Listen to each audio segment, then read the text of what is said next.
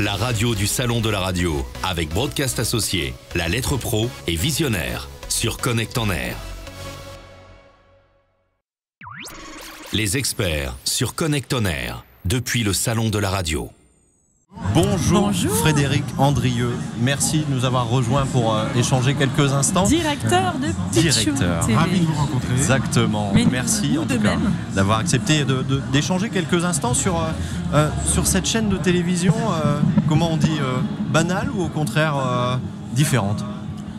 Alors je dirais pas qu'on est un ovni, mais différente, ça c'est sûr. Différente déjà sur un premier point, c'est qu'en fait ce n'est pas qu'une chaîne de télévision.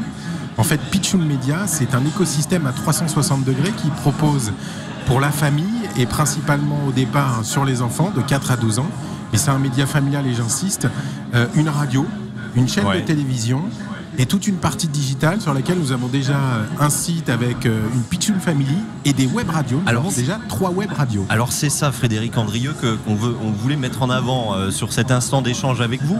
C'est l'aspect très interactif et très numérique de votre interface et l'aspect très familial, c'est-à-dire qui s'adresse à tous les publics de la famille de 7 à 77 ans. Alors on pourrait aller effectivement de 7 à 77 ans.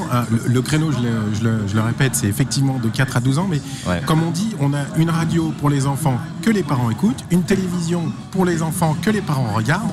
Voilà, c'est un écosystème qui est dédié aux enfants et qui doit fédérer la famille autour d'un véritable contenu. On revient un petit peu aux sources, on propose quelque chose et nous sommes axés principalement sur un contenu, je dirais, adapté aux enfants et adopté par les parents. Et c'est très important parce que ça veut dire qu'en gros, on va faire simple, hein, pas de sexe, pas de violence, pas de vulgarité. On revient aux sources. On fait un peu sur la télévision du Club Dorothée avec une émission en prime le matin animée par Charlie. On fait une émission pour les parents le midi qui s'adresse à la problématique parents-enfants. Quelque chose qui va développer toujours autour de l'écosystème de la famille, des parents, des enfants. Un véritable contenu. Donc Frédéric Andrieux, excuse-moi Nathalie, peut-être une question dans la lignée de ça, dans l'aspect organisation de cette antenne, comment on l'organise, comment on met en place des programmes, comment on les réfléchit surtout pour ce public? Alors, on réfléchit des programmes en s'inspirant de ce qui a été fait. Aujourd'hui, on n'a pas la prétention de vouloir réinventer un modèle parce qu'on s'appuie sur des choses, comme je vous disais, on reprend un peu l'esprit Club Dorothée, des standards, des choses qui ont fait qu'on fédérait les enfants autour de la télévision, même si aujourd'hui vous devez vous habituer, parce que vous devez vous adapter par contre. Vous vous adaptez au mode de consommation et aux technologies de diffusion. Vous avez le replay, vous avez la VOD, la SVOD à la télévision. Les habitudes de consommation, c'est quand je veux, où je veux, à l'heure que je veux. Donc il faut effectivement être capable de répondre à cette demande. Et les émissions sont construites justement pour répondre un petit peu à ce besoin. Donc typiquement pour les enfants en radio, vous n'allez pas passer que du babar, mais vous avez aujourd'hui de la musique dédiée aux enfants avec un véritable contenu. Les programmes ont beaucoup changé. Et les programmes ont effectivement beaucoup changé. On va parler des Kids United, mais il n'y a pas que, mais vous pouvez diffuser ça et vous arrivez à fédérer autour de ça, autour de cette musique, quand on parle de la programmation musicale, les 4-12, mais vous allez plus loin. Nous, on s'est rendu compte en fait que vous avez des ados qui reviennent et qui nous écoutent et qui regardent nos clips vidéo. Parce que, si je peux me permettre, comme dirait Laurent, le bodybuildé à côté d'une jolie miss en petit maillot avec un chien comme on sait les apprécier, c'est un peu terminé. Enfin, en tout cas, pour eux, c'est pas ce qu'ils recherchent. Ils recherchent un véritable contenu, quelque chose qui soit effectivement adapté. Qui soit bien écrit et qui soit adapté à la cible. Un minimum éducatif, qui apporte quelque chose, un contenu qui apporte. Exactement. Il y a tellement de choses futiles. On est tout à fait d'accord. C'est le côté ludo-éducatif de la chaîne et de la radio, puisqu'on est effectivement pour la partie radio en catégorie D. Et j'écoutais avec grande attention le discours de mon camarade de chez DS. Pourquoi ? Parce que nous avons fait le choix d'aller sur le DAB. Donc aujourd'hui, nous diffusons. C'est maintenant, en fin de compte, qu'il faut, quand on se met justement à mettre en place un nouveau média, ou en tout cas une chaîne qui soit adaptée à un certain public, là c'était important de prendre le train en marche. Le train il passe qu'une fois. J'écoutais il n'y a pas longtemps, lors d'une conférence, un acteur de la radio qui disait j'y ai cru sans y croire et j'ai déposé un dossier, 2 dossiers. Aujourd'hui, je me mords les doigts de ne pas avoir déposé tous les dossiers. Pitchoun a déposé tous ses dossiers. Pitchoun Media a déposé tous les dossiers, que ce soit sur les agglos, que ce soit sur le métropolitain et on souhaite couvrir à terme l'intégralité du territoire national français. Eh bien, on suivra tout ça. Et alors Nathalie. justement, actuellement, comment on retrouve Pitchoun TV? Alors, Pitchoun TV, vous la retrouvez aujourd'hui sur Orange, canal 88, qui chez les Chinois est un chiffre fétiche et qui porte bonheur. On est juste derrière une toute petite chaîne américaine avec des personnages avec des grandes oreilles, voilà. Ouais. Je ne les nommerai pas, vous m'avez bien compris. On les a bien compris. Aujourd'hui, nous discutons avec les autres opérateurs FAI que sont Bouygues, SFR et Free, et nous devrions avoir de bonnes nouvelles d'ici peu pour être diffusés chez ces opérateurs. Ça, c'est sur la partie télé.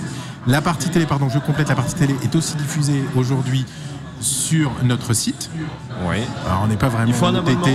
Il faut juste un petit abonnement. Oui. Voilà. Et vous pouvez recevoir la télévision.